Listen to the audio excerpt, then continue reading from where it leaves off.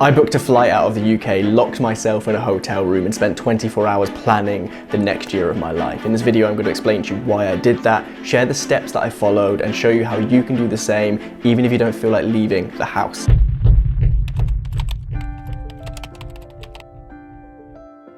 So let's start with why. Why did I do this? And we can kind of answer this in two halves, because firstly, why did I fly all the way to Dublin? Couldn't I just sit here in my bedroom and plan my year? I mean, technically, yes, I could, but I think that there's something to be said about completely separating yourself from your current day-to-day life, from your current reality, right? Stepping away from your friends and your family and your work and your going concerns right now and removing yourself to a place where you can just focus and reflect on nothing but the task in hand. So that's why I took the extreme step of leaving the UK to do this. You don't need to. But then secondly, why did I spend so much time planning my year? Well, it's because I think it's really important at this time of year particularly to understand exactly what has gone on in the last 12 months, to understand what you did well, what could have changed, how you could have been happier, all of these big questions, and then using the reflections that you learn from that side of things, planning some goals for next year, planning where you want your life to go in such a way whereby when we get to the 1st of January, you're actually living your life intentionally. And so that's what I did. I booked my flight, I landed in Dublin, I got to my hotel room and I disappeared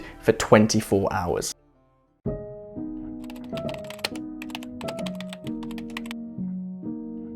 Now, during that time, I was focusing on doing three core things. The first was reviewing 2022, the second was making goals for 2023, and then the third thing was putting systems in place to help me reach those goals. Now, lots of what I'm going to be speaking about in this video comes directly from this book here, Grip by Rick Pastor. Inside of the book, Rick has a really great system for doing an annual review and goal setting for the year ahead. So I'm going to be referencing this book a lot.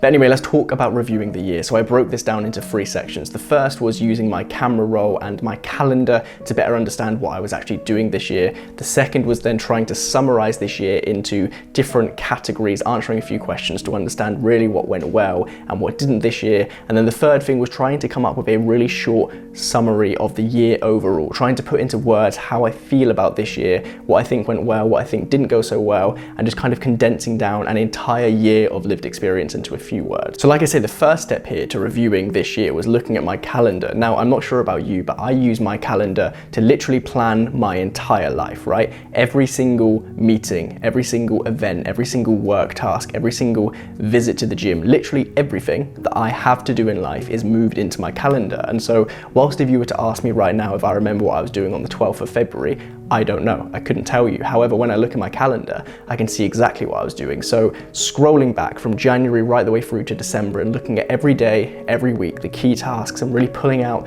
the core, the fundamental things which happened in any given month was the first step here. And then as I was doing that, I basically had inside of a document January through to December, headers for each month. And I would just type away at the core things that happened in that month. Anything that stood out, that seemed like a significant memory, I would type it down. And then the next step was essentially doing the same, but with my camera roll. Now, this is a really great unlock that I took from the book Grip, because I had never thought of this before, but our camera rolls are essentially a collection of every single thing that has ever compelled us in life, right? Think about the reason why you take a picture or a video on your phone. It's because something significant has happened, there's something which you want to remember, there's something you want to share, or there's something that you just need to make a quick note of that you're otherwise going to forget, right? At least they're the reasons that I use my camera roll. And so following the exact same process as we did with the calendar, but this time with the camera roll, I scrolled up to January and I literally just from top to bottom for the entire year, scrolled one by one through my camera roll to look at the pictures, to look at the videos. And again, whilst I was doing that, anything that stood out, I would pause, I would try and remember what that picture or that video was about, and then I'd make a note underneath the month. So eventually, by the time I'd finished this, I had a big long list of every single thing that seemed worthwhile making a note of from my calendar and my camera roll. And essentially, from that, I had a text-based version of a summary of what I did for this whole year. And so by this point, I had a big long list of everything which had happened in the entire year. But at this particular point, it's not very useful, right? I just have a list of stuff. So the next step is to break down into categories everything which has happened and then answer some questions around those categories. So Rick pulls out categories like work and family and health and wellness and income and savings and giving and all of these different areas which seem worthwhile, right? They seem like things that you should probably be focusing on if you're aiming to have a good year in any given year. And so for each of these categories inside of a Google Doc, I made a little table to answer the questions that Rick poses in the book. And those questions are: what did I do? What didn't I do? what am I happy with and what am I not happy with, and what gave me energy and what didn't, right? So for example, with work, I would make a list of everything that I did that seemed like an achievement, that seemed significant in the realm of work. And then I'd also make a list of things which I didn't do that I ought to have done, and so on. And you basically follow this process for each of the categories that Rick gives. So then at this stage here, you know exactly what you've done for the whole year. You have assessed what you did do and what you didn't do. You've understood what you're happy with and what you're not happy with. And also you try to understand what gives you and what takes from you when it comes to your energy, which is essentially the biggest resource we have when it comes to getting things done right. Which leads us on to the very final step of reviewing the year, which is trying to create a short summary, a short text summary of how you feel about this year overall. Now, to give you an idea of just how much I shrunk this down, the document inside of which I made all of the notes that we've just spoken about was something like 6,500 words long, and yet the summary of the year, what I managed to condense it down into, having followed this process, was something like 183 words. So at least from my personal perspective here, what I was looking for was this really small, short, easy to understand, coherent narrative of what happened this year, how I felt, what I did, what I didn't do, and kind of what that means for the future. And so having boiled down the entire year into 180 words, followed that process and understood what this year gave to me, it was time to plan what I wanted next year to give to me, or rather what I wanted to take from next year, which leads us on to the second step. The second thing that I was doing in this hotel is setting my goals for 2023.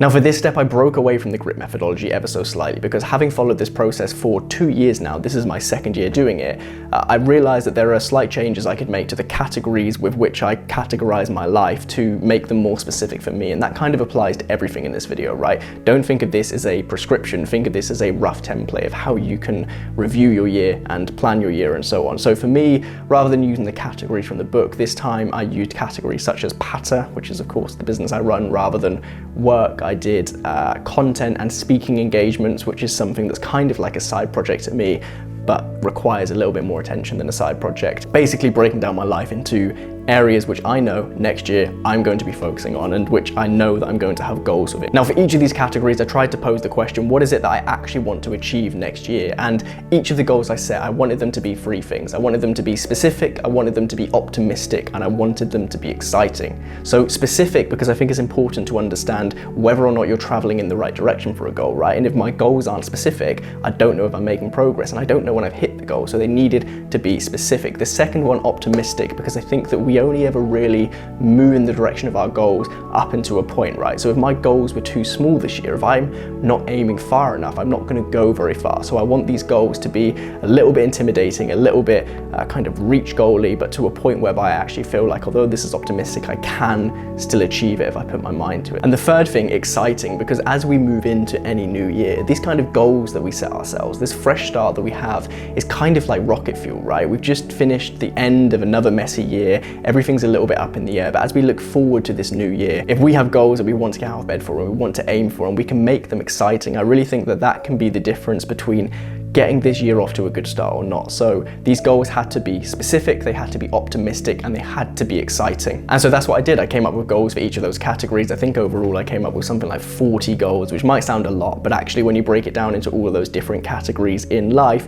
some of them cross over. Some of the goals are big, some of the goals are small, some of them are process-based goals, others are outcome-based goals. But essentially, I made a big long list of everything that I would like to achieve this year. And then the very final step, the very last thing I did, is I broke down into a list what I want to get done in the first quarter of this year, right? Because trying to understand what we're going to get done in a whole year and trying to forward plan and guess where life is going to be 11 and a half months from now is just not realistic. So breaking down into a separate list, the kind of smaller goals that I want to achieve in the first 25% of this year, to make sure not only that I'm on track, but also that I'm actually just ticking some of those things off of the list early, because not everything in that list, not every single one of those goals needs to take a year. Some of them I can and will get done sooner. And so now I have this wider list of the things I want to get done this year, and I also have a shorter list of the items which I'm going to be focusing on really specifically over the next few months to make sure that I'm ticking those things off early and indeed making progress towards those bigger goals, so that by time December next year comes, I know that I have been on track the whole year. I've been holding myself accountable, and I'm going to give myself the best chance possible of reaching the goals I have for next year. .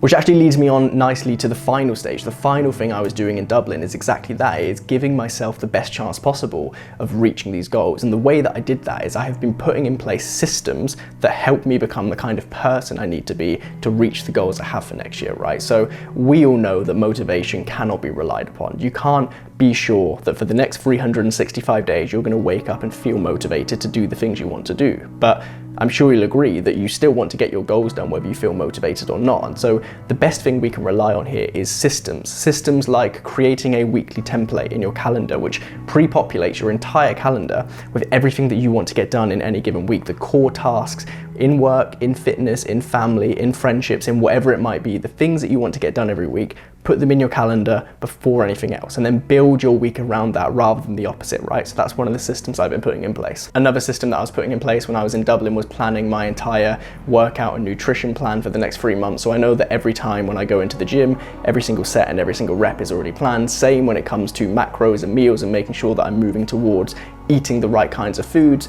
That's all planned way ahead of time, so are my supplements. So basically these kind of systems mean that I've outsourced the responsibility of making sure that I'm doing the right thing in the moment to a previous version of myself. That version of me who was sat in that hotel room in Dublin has already made some big executive decisions and done some granular planning so that in the moment this year, when things are busy, when things are difficult, when I can't be asked and don't feel like it, those decisions have already been made. So that was the third thing, making sure that the systems are in place to support you to reach the goals that you've just come up with. And so that's it. I know I was dramatic and flew to another country and locked myself in a hotel room, but if you want to do the same between now and the new year, or indeed if you've landed on this video at a random point and you just want to kind of kickstart your life again, right? Get things going. This, I believe, is the best way to do it. Firstly, review where you have been so far. Spend a little bit of time understanding how you spent the last year, the things you did, the things you didn't do, what gave you energy, what didn't, and really have a clear narrative of where your life has been so far, so that